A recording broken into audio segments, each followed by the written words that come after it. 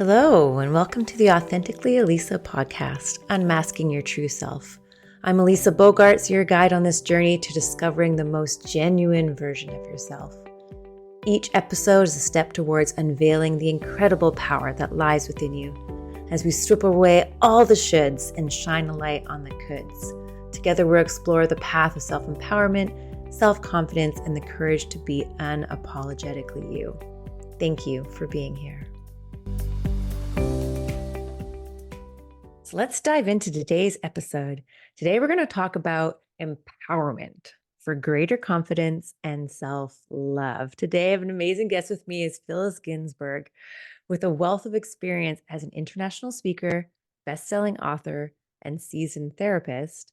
Phyllis has become a catalyst for authentic change in individuals seeking to transcend mere survival and embrace a thriving existence in the face of life's challenges.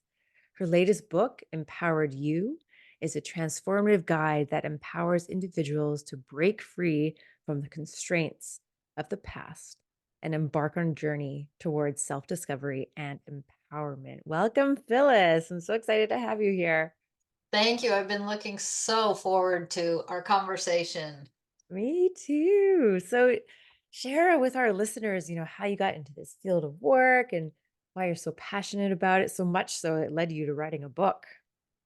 Well, I I decided to become a therapist many, many years ago, like over 30 years ago, because I thought it would take care of all my problems from childhood. Little did I know that was just the beginning. Uh, but I've been on a personal growth journey like my whole life. And Empowered You is my third book.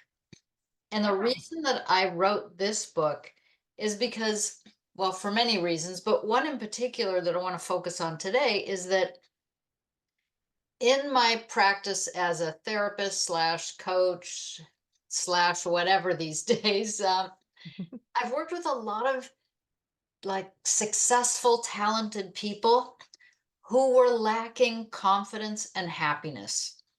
Mm. And and I knew that there were pieces from their past that created this. So as I focused more on what do they have in common, I've got three things that I really want to share that I think are universal to a lot of us. One is that we downplay our talents and our successes, and that comes from us getting messages in our formative years that say it's not okay to bring attention to ourselves and it's not okay to brag or boast or celebrate something awesome that we did. Yeah, This, that's so true. yeah. The second one is we have a strong need to fit in. And unfortunately, that's at the expense of us being our amazing selves. So you'll see things like people pleasing or accommodating to others, but we really don't step into our fullness and let that show because of this need to fit in and make sure we're okay. And a lot of that has to do with survival, like generations of surviving. Right. Yeah. The third one is that we learn to defer to others. So we live based on what other people have set out and expect of us, and maybe even defined us in childhood like, oh, she's not good at math, he's not good at sports, right? Like, there could be all these things that we heard growing up. You're not good at spelling, you're not good at science, whatever. And then we defer to others because we doubt ourselves and we worry about what other people think. And that's kind of just the beginning of a whole lot of why we have struggles today as even talented, successful people. Yeah, I think you're so right. These all like everything that you said, I was like nodding my head the whole time. Like, yep, I can resonate with all of these. And I'm sure that everyone can in one way or another. Right. Yeah. And it's this generational conditioning, right? And I know that you kind of was thinking you like to talk about that. So what is that, and how does it impact your confidence and your happiness? So I kind of alluded to, we were brought up with a whole lot of messages in childhood. By the time we're 7, we have absorbed so many messages that we didn't have a choice of because our brains aren't developed to have the kind of thinking that would allow us to question something or think that's not right. So, since we don't have that advanced thinking yet, as a child, we just absorb everything kind of like the truth, and it gets planted in our subconscious, gets stored there. So, the messages that we grew up with, as you listen to a few examples, consider that many of them were to suppress how we felt or what we might have desired or wanted. So if your parents said to you, do as I say, not as I do, that means you wanted to do something and they didn't want you to do it, even if they don't abide by that rule, anyways. Another one is don't be selfish. So let's not put any attention on our needs because somebody else might want that. Like you need to share your toy, you need to uh, think about other people. So that's a message to suppress a desire that you have. Be a good girl or be a good boy. What does Hmm. that mean? If I'm not good, then I'm bad. And as little kids, we think that. And that's why so many people absorb the problems in a family thinking that they're bad. If, let's say, mom or dad are angry and it has nothing to do with you, but you internalize it because somewhere in there you feel like, okay, I wasn't good enough to make them happy. Hmm. Oh, that's so heartbreaking. Yeah, and this happens at a really young age. I'm talking about 2 or 3 or 4 years old. Could be pre-verbal. Then Right. there's 2 more that really invalidate our feelings. Girls don't get mad and boys don't cry. And these are Right. generational, passed down from great grandparents, grandparents, parents. That's generational conditioning. Oh man, so many things resonate with me there. Even the good girl thing, and I actually like that. This actually came up to me just the other day. I was thinking, you know, again, like, personal growth, right? And so we kind of like question, like, where does this come from? Why do I do this? Or so you can kind of like see how you can transform and change, not necessarily to like um pay so much attention to the past, but it just kind of like, informs how you behave today. And so then you can make a conscious effort in which to change. And I remember thinking that, and I was like, and I was doing some type of journaling, and I thought, oh, what came up for me is that I have this deep seated, I guess, need or something where I don't want to be bad, or I don't want to be wrong, so like, and so therefore Mhm. that good girl thing is very, very strong on, or me, and even to do with like being late, like, and I get all like agitated when somebody else makes me late, 'cause I like to be on time, because if you're late, then you're bad. So like I got to Right. be the good girl, so I have to be on time and I have to be perfect and I have to do all these things, it's just like, and so when I actually thought about it, I was like, oh, I think that's what it is that like it's probably some deep-seated fear of what's the consequence if I'm not good, right? So I don't wanna be bad, so therefore I have to be good at everything, and then that just sort of manifests in so many different ways in my adult life. Right, and think about when we're little kids, I don't know about you, but I was afraid of my parents. They were big. They, they were the ones that I needed to be for them to be okay so that I would be okay for my survival. And I think we get that at a really young age. Like we can't take care of ourselves. So we have to be good or there's a consequence. Yes. So as adults, this doesn't just go away when we like grow up, turn 18, get married, have a kid. all of this stays with us and it impacts our ability to exist with confidence and happiness because Mm. we have been conditioned to live according to the expectations of others, both at home and at school. And maybe even if you were brought up religiously and you went to some kind of a organized religion, we have been conditioned to seek approval outside of ourselves to make sure we are accepted and to decrease that fear, worry, and self doubt that get in the way of our self confidence and happiness. Yeah, and because it is so generational, and yeah, been with us for, our pretty much our entire lives, it's something that can be, at least it takes a lot of work in which to rewire that or to change that and to try to, because sometimes you can feel confident in certain ways because you've been able to prove to yourself that you can do something, but then there's so much, sort of insecurity or not feeling confident in so many ways, which is those like habitual thought patterns and stories from childhood. And yeah, they're quite deep rooted. Right. And some people have an ability to function really well, let's say professionally, but their relationships are a mess. So Right. it could be that in one area of your life you might do really well and in another not so good. So give us some strategies on how someone can sort of attain this empowerment and more confidence. So I'm going to tell you, it doesn't have to be hard and it doesn't have to take a long time because what we're Excellent.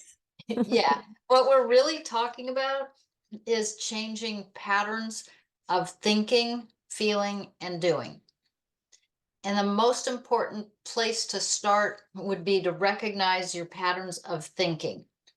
Now, if you're more of a feeler, you might recognize your patterns of feeling.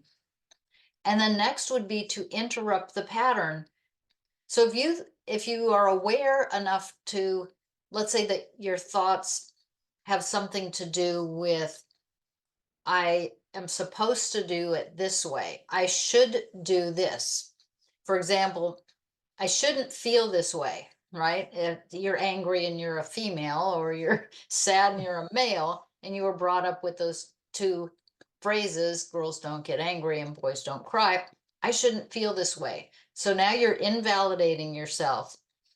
And if you were to just do the opposite and honor, yes, I am mad. I'm angry. That wasn't right. I feel offended. They betrayed me. Those are normal feelings and emotions to have. But we didn't get that message. So we now have to give that to ourselves. The other piece that goes with this is the I should. Mm. Like, I should be responsible and clean my house. I should do laundry today. I should, right? Like all these I shoulds, I have to's, I'm supposed to. Those are clues that the thoughts that you have are not yours. Yeah, I love that. That's a really good indicator. Right. So, what I suggest is you can do opposite thinking. And so, thinking the opposite way, like, okay, if I'm saying I should do this, well, what else is possible? You could think the opposite and say, I don't have to. I have a choice. Such as if you say, wow, Saturday's my day off and I really should do some laundry and clean the house, but I really want to hang out with my friend because I don't get to see her that often. You could ask yourself what else is possible. And there's an infinite amount of possibilities. Mm. For example, you could choose to do your chores, spread them out over the course of the next few days. No one says you have to have a perfectly clean, impeccable house all at once. You could choose uh, to do laundry if you don't have enough clean clothes for the next day, but you could put it off if you do. No one says just because it's Saturday, you got to do laundry because when you were growing up, every Saturday was cleaning and laundry day. Right. So learning to make the rules, like new rules, your rules, is empowering. It's so empowering and it's freeing as well. I've noticed that with myself that I've been doing that. Like, I just kind of think of like, okay, today's cleaning day and yes, I have the day off. And then you're right. But then I'm like, oh, but it's because I'm exhausted and I don't want to right now. So maybe I'll do it later. And then sometimes it gets to a point, like, for example, if I don't vacuum my floors and I'm like, oh, like things are sticking to my feet. Like, this is kind of gross. Okay. I want to vacuum the floors now. Like, not that it gets to Right. a disgusting level, but it gets to a point where I'm like, and then I've noticed that I have moments because I do like to have a clean house. I do, like to have my favorite shirts and therefore I need to wash them. And so there comes a point where I get the energy, where I get the want, where I get the desire, and I'm like, okay, now is the moment where I'm going to do it, and I find like, and I have no problem. There's no resistance to it, but because I give myself that freedom, and my rule to myself is like, I know that I will get the motivation at some point in time, so I'm just gonna wait for that to happen as opposed to forcing myself to do something I don't want to do right now. And depriving yourself of some enjoyment, like it's nice out, Right. I'm going to go for a walk. Exactly. Love that. Yes, and it does. It totally empowers you. And it can make you feel more confident as well because you can apply that in different areas of your life. Definitely. Yeah. So let's talk about self-love. Because so many people struggle with self-love. And so how do you describe it? And do you have any advice that you would give someone who's struggling to love themselves fully? Yes. And I want to preface this with self love is a term that is kind of new on the horizon, right? Like we never heard of self-love growing up, at least I didn't. And I Mm. don't even think self-love was a thing when I went to therapy school. It certainly was it certainly was not something that was on my radar as something that was going to help somebody to overcome anything that might be causing them distress, anxiety, depression, having the kind of needs to self-soothe, self-medicate, any of that type of stuff. But there is a correlation. And here's my definition. I'm going to read this from the book. Self-love is giving ourselves the unconditional love we didn't get. Having a high regard for our well-being and happiness means taking care of our own needs and not sacrificing our well-being to please others. Self-love means not settling for less than we deserve. Self-love means accepting ourselves as we are in this very moment. It means accepting our emotions for what they are and putting our physical, emotional, and mental well-being first. And we certainly are not in a society that values self-love. Yeah, I'm so glad that you gave that definition to us because I think that that's like when because I totally agree with you. Like, I don't think it's been a thing for ages, and then now it does come up, but it comes up in those external things, which I think is important. Sure, yeah, like you want to de-stress, you want to go do something nice for yourself, 100%. But we haven't really narrowed into the definition that you gave, and that's more, yeah, like the internal with yourself, being kind to yourself, putting yourself first, and even just knowing the way that you speak to yourself. Like, I used to say things to myself like, "Oh, I'm an idiot," or "That was an idiot thing to do," or "That was stupid." Right? If I would do something, and it's like, okay, how can we change that dialogue? Why am I calling myself an idiot and stupid? Right. Because, well, if I might read this next paragraph, being kind, patient, gentle, and compassionate to ourselves the way we would with someone else we care about is an act of self love. Truly caring for ourselves and making room for healthy habits is self love. Doing things not to get them done or because we have to, but because we care about ourselves is self love. And sometimes, like you were talking earlier about the shoulds. And I love that I think that's a really good reframe when we talk about taking care of ourselves. Like sometimes we think like, oh, I should exercise, I should do this, I should eat the salad.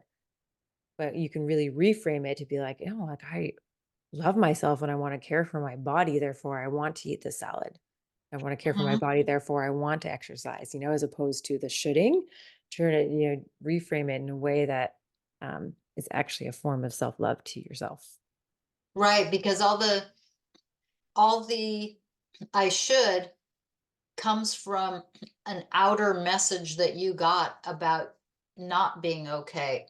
But if you can come from a place of, I want to, because I value myself, I want the experience of living in a healthy body, I want to be vital, I want to be happier and enjoy things, then we have to take some,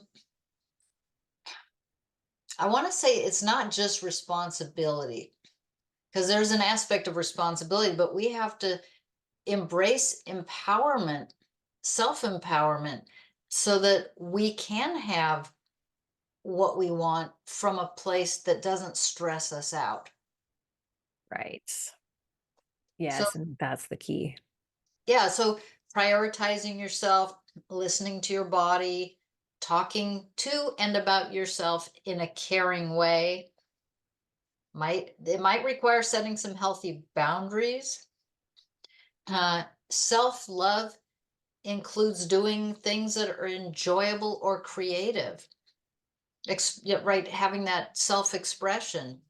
It's so important because for a lot of us, we were taught not to express ourselves. And so as a result, we've got a lot of people with depression, which is a lack of expression. If someone's really struggling with that, because I know that I have found myself where there have been times in my life where I had like a lot of self-love and I really did care about, my love for myself and being healthy and my body and my energy and like doing things that I really wanted. But then I've also, yeah, kind of gone into depression or like a low level depression. And then all of a sudden that wasn't a priority anymore. And I found it hard to reprioritize myself and my self-love to make that, getting it back to like the wanting to love myself and therefore treat my body better. How can someone, you know, make, I don't know, get to that better place if they find themselves not loving themselves and they can't quite figure out how to prioritize it? I would say that one of the best ways to move from being in a place of maybe having that low level depression, not feeling very empowered, you're maybe putting up with more things than you want to from other people, is to start cultivating some mental resilience. Mm, tell us And more. there are four common traits that people with mental resiliency have, and I'll go over each one. The first one is happy. So people who are more mentally resilient are happy. And being happy is a feeling of joy, pleasure, or contentment. Feeling happy is being delighted, pleased, or glad over a particular thing or outcome. If we can choose to be happy, if we can increase our happiness, that gives your body the ability to now function with happy hormones instead of stress hormones. You've probably heard of feel good hormones. Mm-hmm. Okay, so instead of running stress hormones, which when we're stressed, we don't think very well and we don't make the best decisions, that's called survival mode. So we can increase our happiness by keeping a happiest moment of the day journal. All that you got to do is be on the lookout during the day for 3 to 5 things that bring you happiness. And then every evening, write in your journal your happiest moment of the day, or you can write 3 to 5 happiest moments of the day. And they can be super simple, like feeling the sunshine on your face. Uh, right now, we have lots of beautiful rose bushes in the area where I live. And so it makes me super happy to see all those flowers blooming in the different colors. It doesn't have to take much and it doesn't cost anything. Your happiest moment could even be that first sip of coffee or tea in the morning. Yeah. But putting your attention on happiness is going to get you looking for happier things during the day. Instead of what's wrong, you're going to be looking for things that personally make you happy. The second trait of people who have good mental resilience is having flexibility. And that's adapting to different circumstances and having the ability to deal with changes. So if you're faced with something and you have the ability now to consider what else is possible, or you gain a new perspective, you're open to something different, that's going to give you the mental flexibility. You're going to need to get out of some routines. You might have to get out of your comfort zone. You may have to try a new activity or hobby. Like any of those kinds of things are going to give you mental flexibility. You probably have experienced this when you travel. If you go to new cultures, you try new cuisine, you might even be like the next town over and you go exploring. It's something new and different. And that's Yeah. going to give you flexibility. Nice. So the next one is patience. Being patient is the ability to wait, accept, or tolerate frustration, delay, trouble, or suffering without getting angry, upset, or quitting. Might be a tall order to ask sometimes, but Hmm. as we strive for patience, uh, think about when you're a kid and how challenging it might be to stay calm while you're waiting your turn, right? Playing a game Yeah. or waiting, for hopscotch or whatever it might be. Or as an adult, you're waiting for an outcome. You're waiting for either some medical results to come in, or you're waiting for something that is having to do with your business, or an outcome that is on its way and you don't know which way it's going to go. We have to have patience and the ability to tolerate and wait. And especially I find if you're waiting for something, it seems to take like 10 times longer than it actually does. Right. So if you can be in like the present moment and do other things that bring you joy or happiness while you're waiting, uh, instead of focusing on the waiting and what could go wrong, which when left without direction, our minds like to fill in the blanks. And it's not always good. Usually it's worst case scenario thinking. Right. Yeah, they do indeed. So the fourth and final trait of people with uh men, like good mental resilience is optimistic. Being optimistic is having a disposition or tendency to look on the more favorable side of events or conditions and expect the best outcome.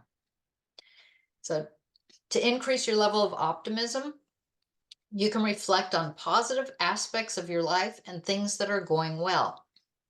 Read an inspirational quote or story, or recall a time when an outcome turned out better than you expected, or when you conquered a challenge. So, those are the four traits, common traits of resilient people. Oh, thank you for sharing that. I love those. And again, yeah, all of them resonated and they all had little tips and tricks of how you could do each of them. And And none of them have to take a long time, and none of this is difficult. It just takes shifting your focus to something different than what you've been conditioned with. exactly, exactly. Yeah. Yeah, right? Like choose what you're thinking about. Mhm. And choose what thoughts that you chase.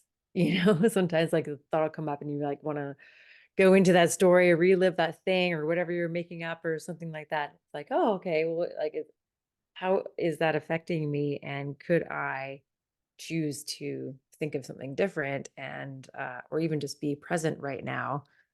And yeah, because our mind, is going to think, so you can choose to have it think these different things to make Right. you We more definitely, resilient. oh, sorry. No, I said just to make you more resilient. Yes. We need to interrupt the thoughts that aren't helping us or don't work so well anymore. They worked really well, for as long as they did, but for a lot of people, they're not working so well today. And interrupt them and replace them with something else. Exactly. Yeah, actually the other day I was running and I uh thought of some scenario, this sort of like, if this ever happened scenario, how awful it would be. And so I was playing, this never happened, right? So it was like this, and I was playing Mhm. this, like kind of role playing this in my head. And then I noticed that I was running faster and I was getting out of breath. And I was like, woo, okay. I'm like, this has never happened. You don't need to chase that thought. And you're now out of breath. This is going to, like impact the rest of your run. So, okay. Just like interrupt that, like, I don't need to go there. That's going to like stress me out. My heart rate is rising. And so it's just like, okay, what can I do right now? Like, oh yeah, I'm listening to music while I'm running. Why don't I, enjoy or like look around and or just pay attention to the song that's on right now. And it was yeah, but it took this kind of like like I felt like the physical strain and I was like, woo, let's Right. interrupt that. Yeah. The reason why you felt all that is because in your mind, it's as if you were living what you were thinking about because the brain does not know the difference whether it's happening now or you're just thinking about it. Which is crazy. Right. Right. It's like, how can, yeah, like you would think that your brain would be able to differentiate because we're such intelligent beings, but it doesn't actually. It's No, mad. It's but totally there mad. are some great advantages to being able to think about something like the opposite of worst case scenario, thinking about best case scenario, and actually it's like reprogramming the conditioning to anticipate positive outcomes, to expect them. So that's training your brain. And I talk a lot about that. There's in my book Brain Makeover, there's 52 weekly readings to become happier, healthier, and more abundant that are super easy, quick uh, ways to work with your brain to get your brain on board instead of struggling with it. Yes, that's awesome. So great. Well, to close us out, there was so much that we went through today. There was so many great things. We talked about sort of like the three things of how we have this kind of this conditioning, how we downplay our talents and our successes, how we need to fit in, and we learn to defer to others, right? And how that can others can sort of define us, especially when we're younger. And we looked at the ways that our feelings are really invalidated and how we can recognize our thought patterns and interrupt them, and then do this concept of opposite thinking, and then we dived into a bit of self-love and the four ways to improve your mental resilience. And one of the key things that definitely taking away is that the happiness moment of the day, and how can you could journal on that each day, remember those happiness moments and be looking out for those special little moments throughout your day. So Phyllis, where can our listeners find you online? My website is the best, although I am also on Facebook, Instagram, and YouTube. But my website is phyllisginsberg.com. I'm sure you probably have it in the show notes, but for people who are maybe driving or listening to this and they're not looking at that, it's phyllisginsberg.com. Perfect. And you have a gift for us as well. It's 10 self-views that determine the likelihood of success. Tell us a bit about that. I do. The 10 self views, there's 5 of them that will show you where you are actually hindering yourself And remember, those self-views didn't come from you, they came from your conditioning. Right. So something like self-doubt is an example of one of them. And then there's 5 self-views, and one of them would be self-confidence. So you can go from self-doubt to self-confidence or any of the other ones. And if you were to focus on the positive self views, which in my book Empowered You, I go into much greater detail, um, you will find that life just flows a whole lot better and you will feel more empowered, confident, happy, and resilient. Oh, thank you so much for that gift. That sounds absolutely perfect. So, to close us off today, do you have any final words of wisdom for our listeners?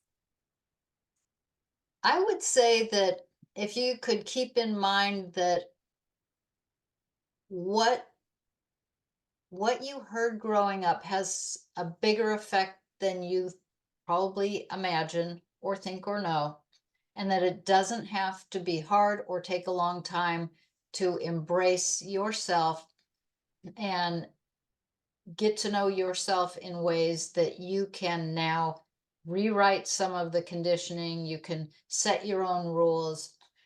You can choose to move forward in a way that's aligned with who you are and not who you think you're supposed to be.